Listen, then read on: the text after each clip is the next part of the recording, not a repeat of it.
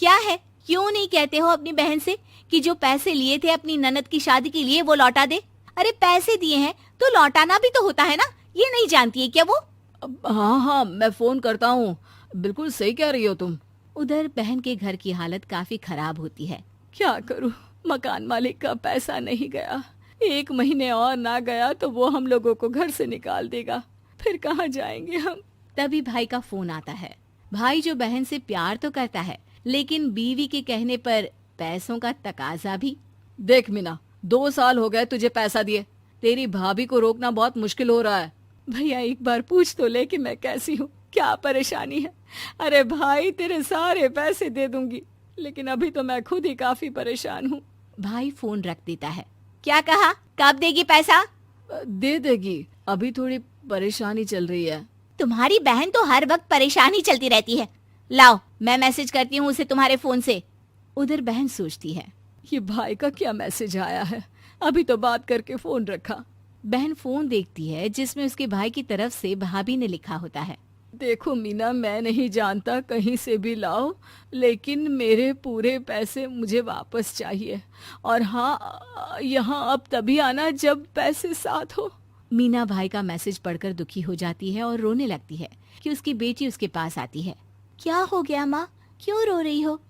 तेरी तो किस्मत ही खराब है, पता नहीं कब तेरे पापा के पास पैसे आएंगे। लोगों का कितना पैसा देना है। दिन बीतते जाते हैं। रक्षाबंधन का त्योहार आता है। बहन का पति कहता है, देखो मीना, तुमको भैया को राखी बांधने जाना चाहिए। हाँ हाँ, वो तो मैं जाऊंगी ही, बस सोच रही हूँ क्या लेकर जाऊं। बेटी अपना गुल्लक माँ के सामने रख देती है। माँ ये पैसे ले जा, मामा के लिए इससे कुछ ले लेना।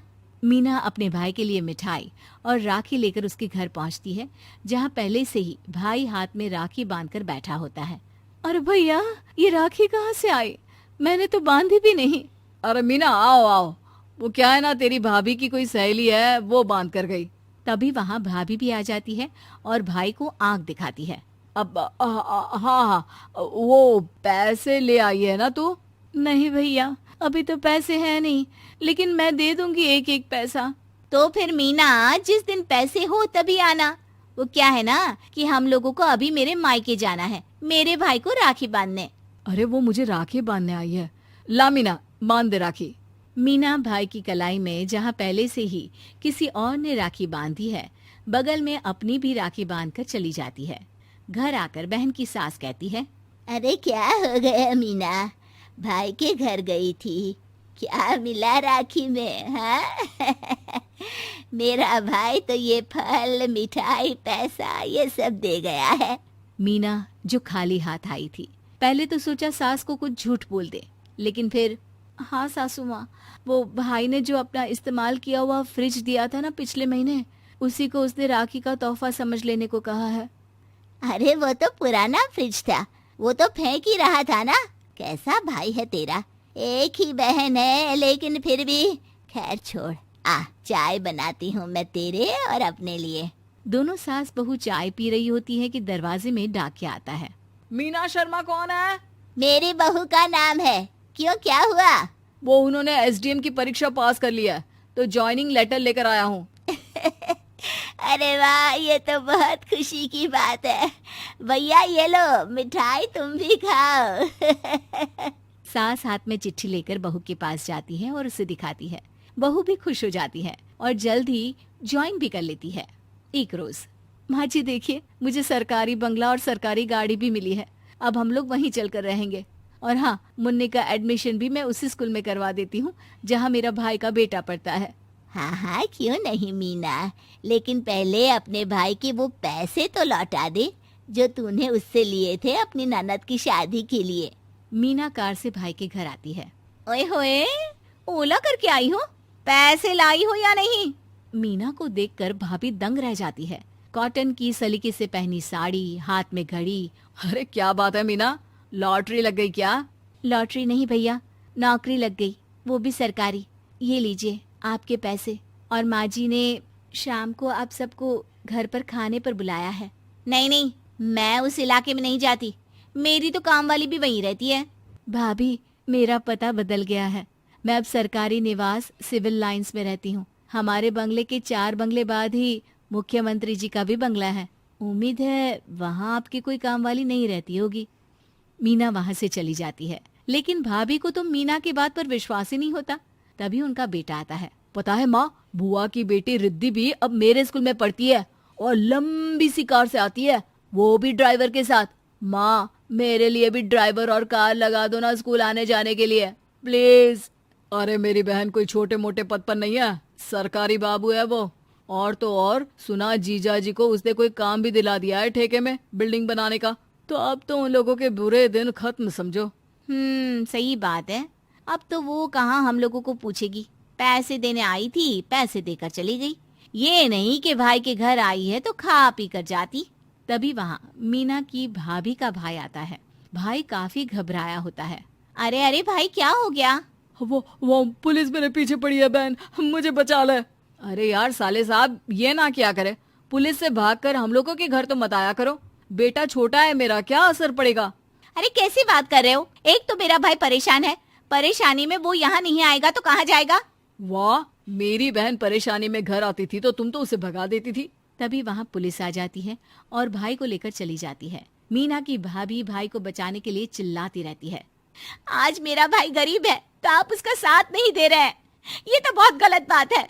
मीना का भाई अपनी बीवी की तरफ देखकर मुस्कुराकर वहाँ से चला जाता है, क्योंकि उसे समझ में आ चुका होता है कि भाई और बहन के बीच की दीवार कौन थी। राधा बहन, तुम कर भी क्या सकती हो? जब बेटी बोल रही है कि वो वहीं शादी करेगी तो करवा क्यों नहीं देती? अरे कैसे करवा दूं? घर के नाम पर एक म्यूनिसिपालिटी का पाइप है और भंगार बटोरने का काम करता है लड़का। पता नहीं कब आता है कब जाता है। ऐसे लड़के से शादी कराने से अच्छा है कि मैं घर पर ही बिठा रखूं अपनी लिल्ली को। पर तुम कर भी क्या सकती हो? अब तो वो शादी भी कर चुकी है। वो तो तुमसे आशीर्वाद लेने आई हो। माफ करो और दामाद को घर में ले लो। जी, ये कहानी है लिल्ली की, जो भले ही बहुत अमीर घर से तो नहीं थी, लेकिन शादी कर लेती है एक आवारा सड़क छाप लड़के से। इसके ना कमाई का ठिकाना न धमाई का। अरे कहाँ से मिला तुझे ये लफंगा? पापा, आप तो कम से कम ऐसा ना बोले। लफंगा नहीं, पति है मेरा।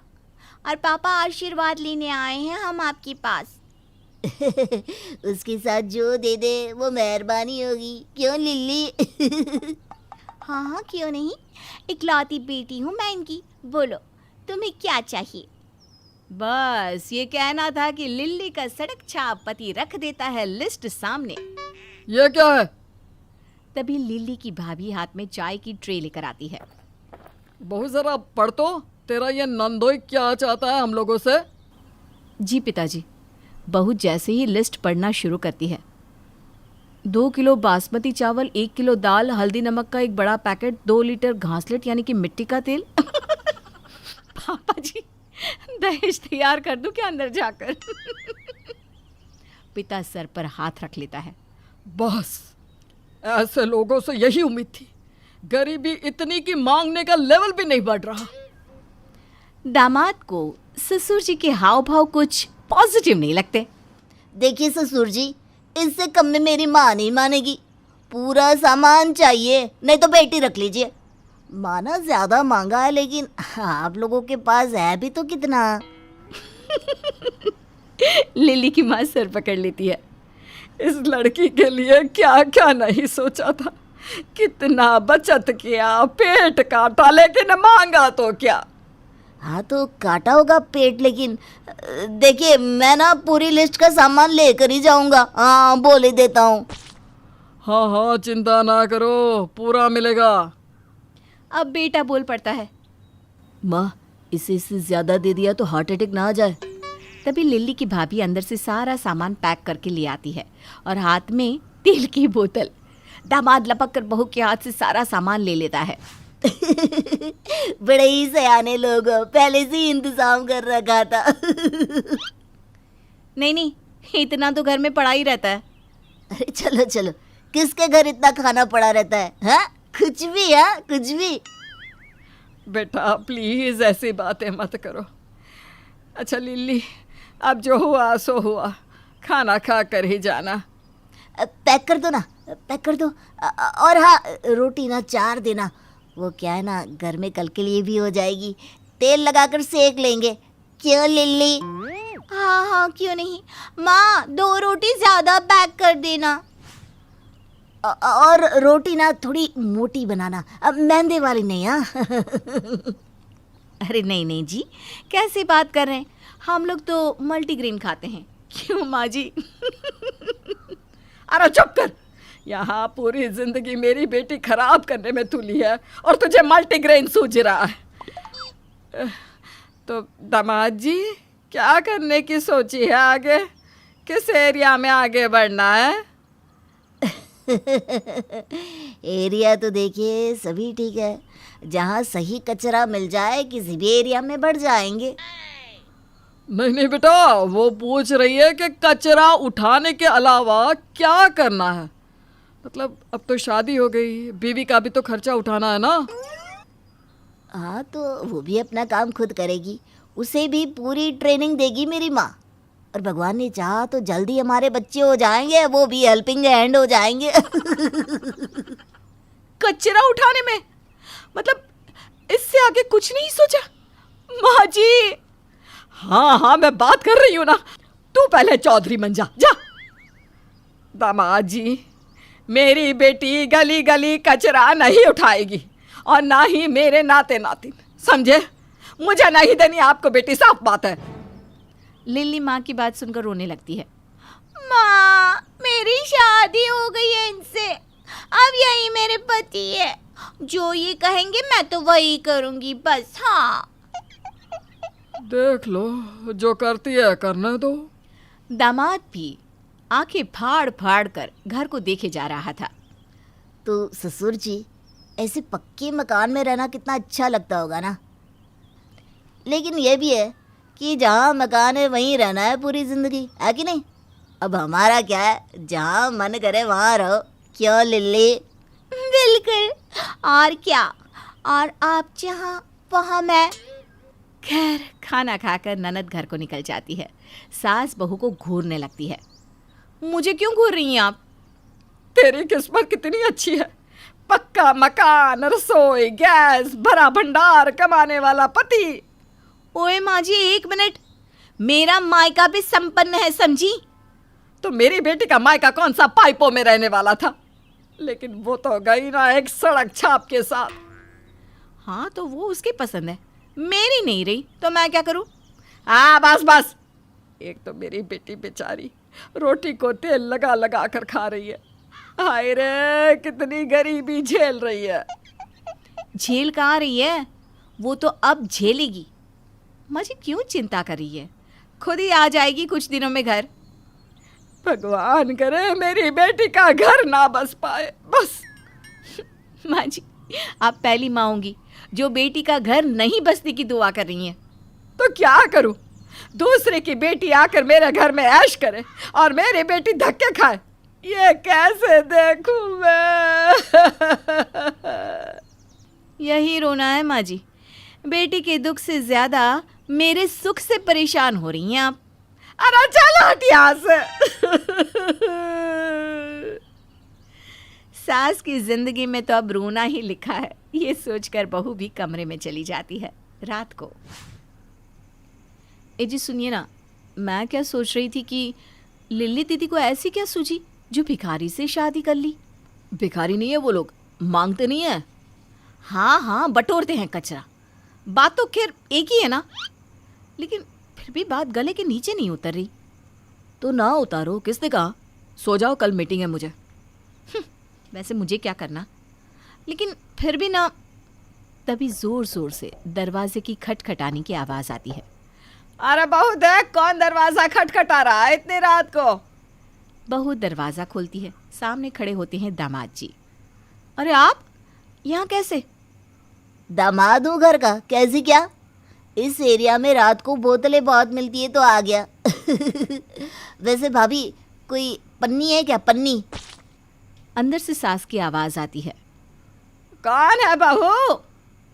बहू हड़बड़ाकर कहती है, माँ जी वो पन्नी मांग रहे हैं।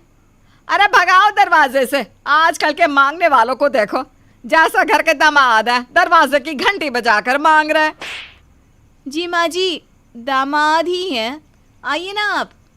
सास आ जाती है दामाद के सामने। अब कैसे आना हुआ दामाद जी? अब क्या बताऊँ, आप ही सुनाइए सासू माँ। अच्छा वो क्या है ना, एक बड़ी पन्नी मिल जाती तो क्या है ना, आज कचरा ज्यादा ही मिल गया। आपकी बेटी के पैर शुभ पड़े हम लोगों के घर। देना नजर आप पन्नी बड़ी वाली। दामाद जी बुरा न मानिए, कुछ काम काज का भी सोच लीजिए। अरे कुछ नहीं रखा ये पन्नी बटोरने में। और हाँ, मेरी बेटी कहाँ है? उसे भी इस काली रात में बोतल बटोरने भेजा है क्या? कैसी बात करती सासू माँ, 2 शिफ्ट में काम होता है हम लोगों के घर, उसकी मॉर्निंग चल रही है। अच्छा चलता हूँ, वो क्या है ना, धंधे का वक्त है। नहीं तो रुक जाता। दामाद के जाने के बाद सास जोर जोर से दहाड़े मार कर रोने लगती है। हाय रे मेरी बेटी, न जाने क्या दिमाग फिर गया जो निकम्मा पल्ले पड़ गया। सो जाइए माँ जी, अब क्या बताए दीदी का। वैसे हमारे यहाँ तो कहते हैं कि माँ के कर्म ही बेटी के आगे आते हैं। क्यों जी? पति तो चुप। हाँ तो क्या कहना चाहती है कि मेरा कर्म खराब है? अरे हाँ, खराब ही रहे होंगे जो तेरे जैसी बहू आई है। चल जा, सो जा। सभी सो जाते हैं। अगले रोज मैं यहाँ आलू के पराठे खा रही हूँ, न जाने मेरी बेटी क्या खा रही होगी। वीडियो कॉल कर लीजिए ना सासू माँ, पता चल जाएगा कि क्या खा रही है। सास बेटी को वीडियो कॉल करती है तो ये क्या, सामने रस मलाई, पनीर, फ्रूट्स। हाय रे मेरी बेटी। अरे माँ जी, आप तो फालतू में ही रोती रहती हैं। ये देखिए, दीदी तो कितना बढ़िया बढ़िया खाना खा रही है। हाय रे मेरी बेटी, मैं तो ऐसे ही परेशान हो रही थी। बेटा मैं आलू का पराठा खा रही थी तो तेरी याद आ गई। माँ, यहाँ तो आलू का पराठा कोई नहीं खाता। वो क्या है ना, फैट होता है तो सारा दिन सुस्ती रहती है। हम तो फ्रूट्स ही प्रेफर करते हैं। वो क्या है ना, मेरे आसपास की बड़े बंगलों में मेरी सासू माँ के अच्छे कॉन्टेक्ट्स हैं। अच्छा मैं रखती हूँ, क्या है ना, मुझे काम पर भी तो निकलना है। बहू मुंह छुपाकर हंसने लगती है। हाँ हाँ ठीक है, रखती हूँ। यहाँ आकर तो रो रही थी, अब देखो। दाव लगने वाली बात है, किसी के घर से कुछ मिल गया तो खा लेती होगी।